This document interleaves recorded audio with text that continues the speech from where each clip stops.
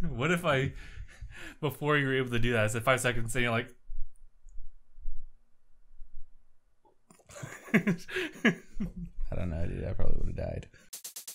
I remember that. So we're watching a death battle. It's Optimus Prime versus like Gundam. Or I guess like it's literally just like the both shows together. Yeah, 3, 2, 1, and play. Across this vast world of different nations with different people, it is the clash of opinions which truly divides us. Your waifu There shit. is one universal truth, which absolutely everyone can agree on. Giant robots are freaking awesome! Like Optimus Prime, the original G1 Transformer. And the RX-78 God, I hope we haven't gotten to a point where people are saying like your robot waifu, Robots, they're the old like school top classics, the mecha first of ones. their kind, and we're in for a robo battle of East versus West. Well, Optimus was originally a Japanese toy. He's Wiz and I'm Boomstick. And it's our job to analyze their weapons, armor, and skills to find out who would win. It's a Gundam! Actually, I don't know too much about Gundam. Millions The of years robot ago, on a mechs. distant planet called Oh, I They see. were Yeah. fighting. a great unrest grew between two factions of robotic beings, the Decepticons and the Autobots. With little warning, they found themselves entangled my favorite in is civil war. Starscream. By that douchebag Megatron, the Decepticons started gunning down I'm East Starscream. for basically no reason, including some guy named Orion Pax, which will be important later. Oh god, he bled. Bro. What Megatron Oil. didn't know was that this seemingly random shit, he encounter oiled. would end up reshaping He's the oiling. universe. Thanks to a robot Gandalf, Orion Pax was rebuilt into Wait, what? something bigger, stronger, and way more recognizable. The newest commander of the Autobots had Oh, risen, okay. Optimus Prime. The Autobots will never sacrifice freedom. Optimus is a powerful warrior I with am Optimus tons of Prime. awesome robo powers. As a transformer, That guy died. he can scan nearby objects and morph his body to resemble one, Ugh. becoming a robot in I know he disguise. will. He doesn't like dancing or Motley Is a Crue. classic 1979 Kenworth K100 tractor. Died Oh, 26 he put it times with throughout the over entire 500 series. horsepower and can book it over 80 miles per hour. He even gets a trailer, which, when he doesn't need it, mysteriously disappears into thin air. What? Oh, really? Where the hell does that thing go? I need to know. More He just importantly, gets the jutted life out force of of frame. every transformer resides in their spark, sort of like a soul. And Optimus is no different, except that his spark gives him a few unique abilities. Yeah, his spark's pretty rare. Compared to other robo people, it gives him increased strength, speed, and durability. He can shoot laser beams from his hands, fly with either a jetpack or his feet boosters, and move his limbs around while they're detached like Wait, some sort of what? post-robot Rayman. Ooh! Optimus is referred to as a 0.1%er. That is how rare a being of his caliber is. Is that what all those people on Wall Street were protesting? Even then, many of Optimus's abilities are further enhanced thanks to his possession of one of the most powerful artifacts in Cybertron's The history. cube. The Matrix of Leadership. Sure. Oh, yeah, you know, it's nothing much. It's just a piece of robot god. The Matrix is a Robot conduit for the power of Primus, the creator of the Transformer race. What? With this, Optimus can heal some of his most grievous wounds. What? Not all the time. Like, you know, when he died. And use the power of the Matrix to light our darkest hour.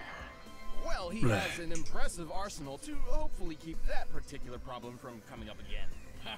And again. Yeah. And again. And regardless, he wields the Ion Blaster, a giant death cannon which Prime one-hands like a boss. This big old rifle fires pulse of energy strong enough to take down most Decepticons, and can even be fired into space from ground level. What? Even better, it never seems to run out of ammo. One can only dream. Right. Optimus Prime also carries numerous weapons composed of Energon, a raw energy force used by Transformers Okay. to power their technology and, well, themselves. He's got a glowy Energon axe and Energon swords, perfect for slicing up robots of all sizes. Big I ass. guess they'd probably work pretty good on people too. Fighting fire with fire, Optimus Prime led the fight against the Decepticons for several millennia. Eventually, the war even found its way to our own Earth. But we've That got little nothing to keynote. worry about with Yeah, Optimus right? protecting That keynote right there. blast that would tear other bots apart. So Like when did this he mega use a refinery motherfucker to beat exploded. another It could be motherfucker? seen from Probably outer not. Space. He's punched the ground so hard, the trees around him freaking exploded. Exploded. Child's play boomstick, he's strong enough to tip this large oil tanker, which, when compared to the real-life sea-wise giant, must weigh over 700,000 tons. He's tossed a satellite into orbit and punched hard enough to crack Six Shot's chest plate. Who boasted that his armor was drawn from the compacted subatomic matter of a collapsed star. Just to let you know, such a star would have a density of over 300 billion tons per cubic inch. While great density doesn't necessarily beget great toughness, this still means Six Shot's armor was 500 billion times more dense than osmium, the most dense natural material on Earth. You're the most dense natural material on Earth. What'd you say? And our robo-commander wrecked it. He's fast enough to catch up to this Decepticon space shuttle in just 23 seconds. Given the size of the Earth here and the angle of ascent, we can determine he's moving around 125,000 miles per hour. What? He's also a talented leader, capable of commanding 1,000 battles at the same time via the Omniglobe. What? Like Skynet, but Hold up. in a disco ball. That's He's crazy. used that crazy strength of his to punch through Megatron, who once tanked an explosion big enough to knock Cybertron out of orbit. And thanks to the weird robo-magic of the Matrix, he's even defeated Unicorn, Unicron. who's basically a giant robot Satan who eats planets. This guy is unstoppable. Not necessarily. Except for the 26 times he Optimus was stopped. is certainly powerful, Right. but after all is said and done, he has one major weakness. Dying. He dies 26 times and more. Would destroy our honor. He's just too nice. Yeah, he's kind of all about the whole honor and fair fighting thing, which kind of So he'd give his enemy a senzu bean if he wanted to. Him killed multiple times. Plus, he killed himself once just because he accidentally broke the rules in a freaking game. What? But when his back is to the What? wall and all hell's breaking loose, he'll fight to the end, riding the eye of the storm. One shall stand, one shall fall. He felt he broke his code of honor and he's sacrificing NPCs to kill Megatron in a virtual reality game. Right. And After a sentence somewhat himself to united death. humanity expanded across sentenced the solar himself. system, the ideologies between those on Earth and those in space began to drift apart. A new space-noid republic, the Principality of Xeon, arose to challenge the Earth Federation. Oh shit, they had Talos. Space Noid? That like the Domino's pizza mascot, but in space? No, more like space Nazis. Space Nazis. I figured Space Nazis because if you look at their flag earlier, it was a It was it kind of was like very Oh, Third no. Reichy. Populated space colony and dropping the whole thing on the planet. Man, that's messed up. But that's just how it started. How did he live? The show, I some dropped my smart ice people cream. together and came up with the coolest thing they could think of. Giant fighting robots. Mega Man, a And one fighting of those robot. other engineers had developed a suit which would Super. put all others to shame. This was the RX-78-2, otherwise known as the Gundam. The Gundam. The Gundam, yeah. There have been lots of mobile suits. Yes, Gundam, a lot of but them. This was the original granddaddy of them all.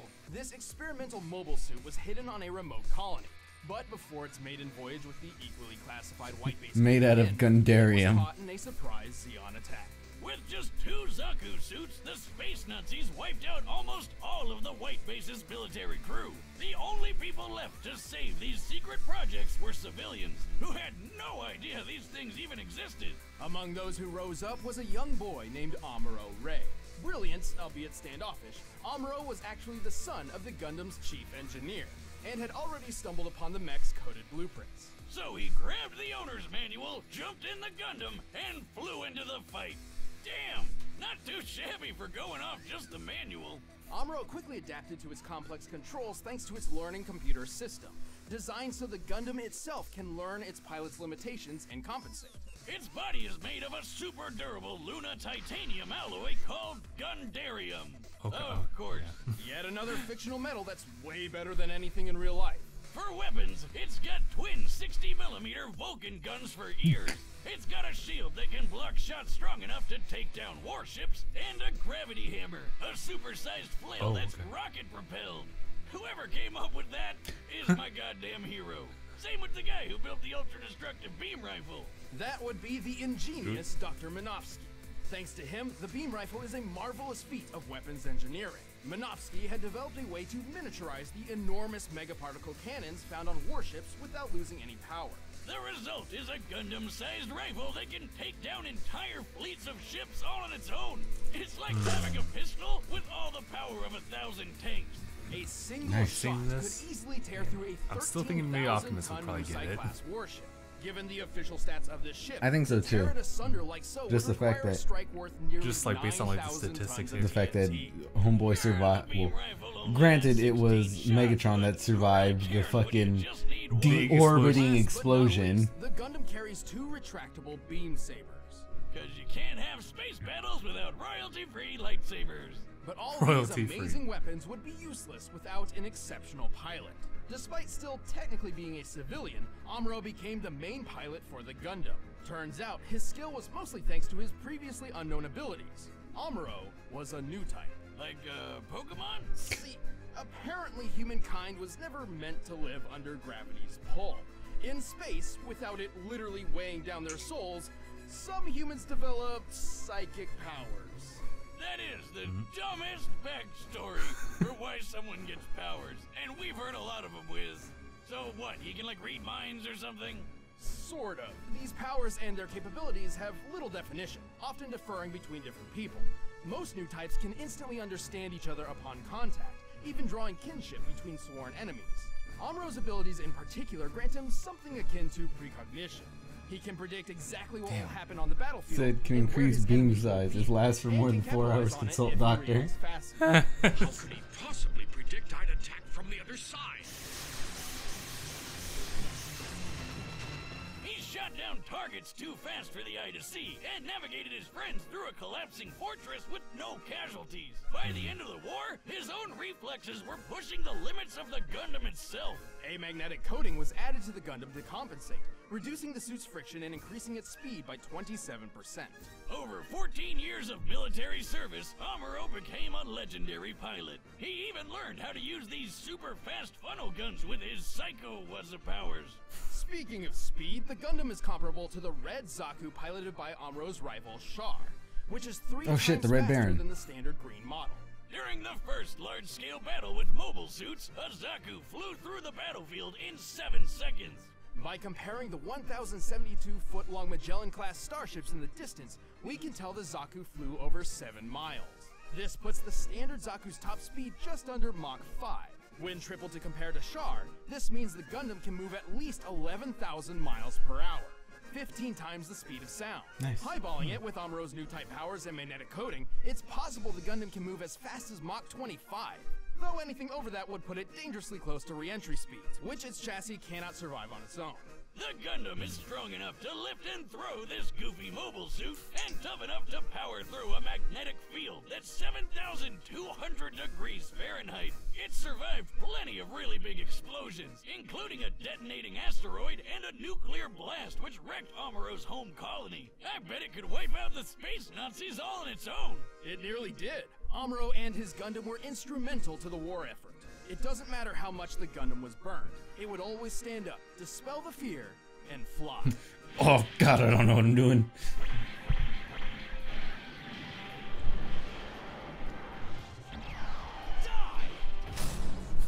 that quick cut it. Alright. Well, I'll still say Optimus. I say Optimus. Yeah. I feel Optimus, but I could see why they would give it to Gundam. Based off the fact that it's piloted by a psychic who's yet to die in their series. Oh, you're right. Also, Optimus is way too nice. I was gonna say, and then he has the Goku problem. Yeah.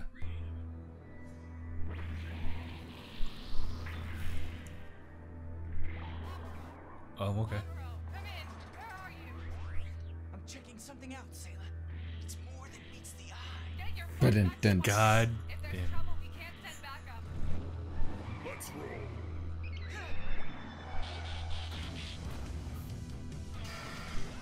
It's an enemy mobile suit. I told you. That's too fast. Hi, hi. my foot!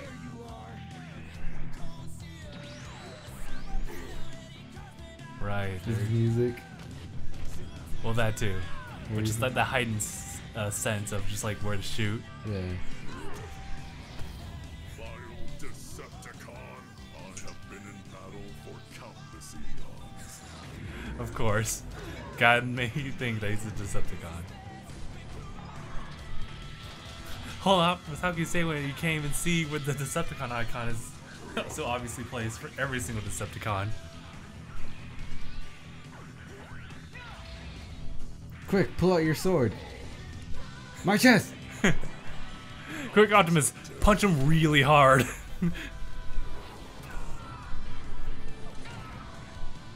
Maybe a little harder.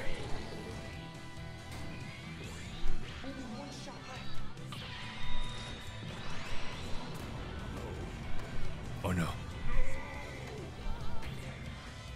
Knocked each other out.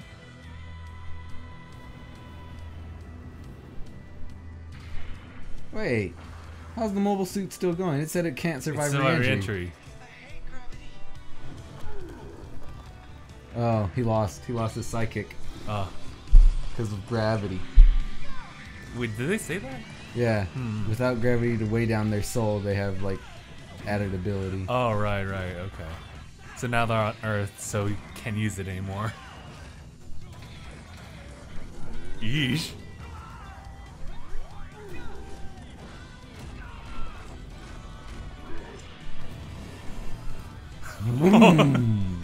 Great use of the wheels. Right?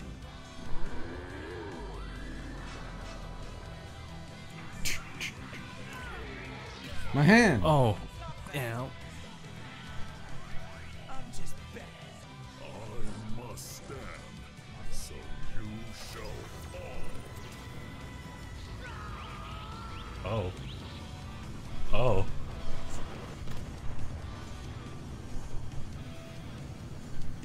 Wait, did they just do that explosion?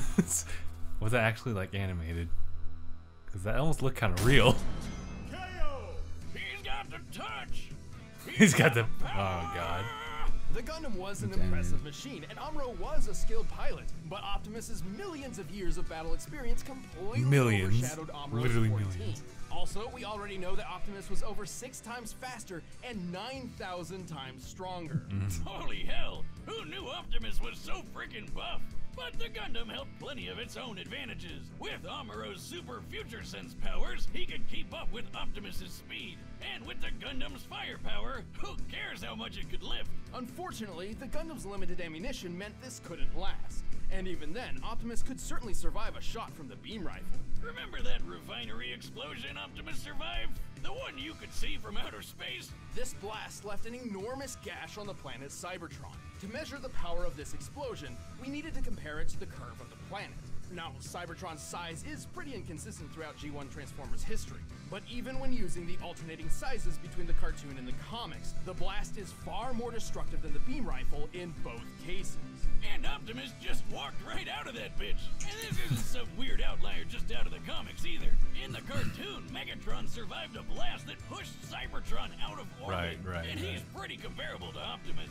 To be fair, the Gundam boasted some impressive durability feats too.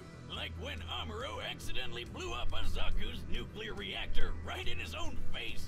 Hey, give him a break. It was his first time. This explosion created a hole in the space colony which sucked out Amuro's father. Whoops. Oh. On the Daddy! bright side, he's gonna save some Oh. money on Father's Day gifts, right? And with his heightened mind, we deduced the scope of the explosion. It's over 150,000 kilotons of TNT. That's 10,000 times more powerful than the bomb that dropped on Hiroshima, but still nowhere close to the refinery explosion Optimus survived. Also, the Gundam couldn't dodge Optimus's ion blaster forever. It was fast enough to strike targets in orbit from ground level. Yeah. That puts its laser speed over 3 million miles per hour. Even when he knew it was coming, Amuro couldn't react quick enough to dodge or block anything that fast. And even then, Optimus's time in the Omni-Globe proves he can think way faster than Amuro. Yeah, And a just to blow your 1,000 mind battles even at more, once. in order to obliterate Unicron with the Matrix, the energy output must have equaled more than 40 yotatons of TNT. What? I've never. What? 40 to the 24. You know what they say? Size matters not, especially when Optimus has defeated opponents as big as Devastator. The Gundam was a powerful mobile suit with some astonishing firepower, but was ultimately outmatched by the Autobot's strength, speed, durability, and experience. And it's Say Unibeam. Optimus was primed for this fight. The winner is Optimus Prime. I may have to look at some of the new Transformers games because they kind of look kind of cool. And if you want the battle, Especially the one from Platinum link down Games. below, and you can get it off of iTunes. See you in the next one. Next time. Is this Resident Evil? It's a Live live action. action. Oh shit! Oh shit! Is that Slade and Nightwing? Or Nightwing Daredevil? and Daredevil. Okay. I just saw a mask. I was like, wait, is that? Interesting. I gotta see how that's gonna play out. Especially if that's their first time, but yeah, I would say just based on like the statistics they just kind of threw at us is like, yeah, like Optimus has just been through much more. Yeah, his durability alone. There's no output that he could give. And it's like, I mean, sure, there's like the fact that Amuro is like has psychic abilities, but when they threw him back onto Earth, it's like, okay, then it just got canceled. Not to mention like the fact that in addition to like the experience that Optimus has had with like 1,000 battles at once, I don't know, eons of freaking actual battle experience. I feel like that difference between like a sentient life form versus just like a human being mattered too. Not only that, one is instantaneous. The other has a small bit of like control. When I want to move this arm, I have to move my arm, which then sends a signal to that arm to move the arm. Yeah, it's kind of like when you want to move a character in a video game. Like if you want to like turn the camera, you have to actually like move the stick instead of just. There's double latency. So I figured that would also be a factor as well. But I was questioning the thing about like the re-entry. Yeah, it said that they can't survive re-entry. Well, like, re-entry speeds. Yeah. And that was re-entry speed. Yeah, so what happened there? Yeah. Where he was still able to fight and everything like that. On top of that, he was using his psychic ability during his fight on the planet. So it's just like... But why? But why? I guess it doesn't matter because Optimus like still wins. Yeah. So I mean this is really cool. I'm still really impressed like by the animation they're still able to output, especially like with combining it. Like I'm not sure like how they did the animation for Amuro like in the thing. Like I've recognized that type of movement before, where it's like it's almost like a still image, but they like stretch out the character. Yeah. Or something like that. I don't know. That was kind of weird, but it is weird. I don't like that type of animation. It reminds me sometimes of like those moments in Total Drama Island for some of the characters. They just kind of like plop up. And I remember I saw something similar to what was it? Young Justice with Aqualad doing the exact same thing. You did? And like some like just off topic like conversation where it's like something like literally putting emphasis on like the hand gesture. But yeah. That's all I really want to point out with that.